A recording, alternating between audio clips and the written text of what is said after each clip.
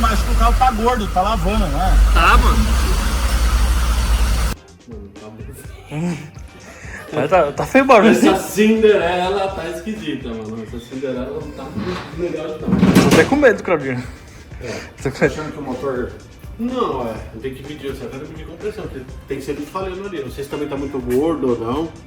Não tá muito magro, né? Gordo, porque pelo cheiro que tá dando. Aí também esse escapamento aí morreu quantos ratos lá dentro já? 18 já. Tem rato morto, combustível velho. Vamos tentar colocar pra fora. Não, calma, vamos fazer tudo numa porta só. Faz barulho? Fora. Deixar as mãos pra fora. A vizinha não vai reclamar, não. Não, barulhinho. não, isso aqui não faz barulho, Claudinho, relaxa.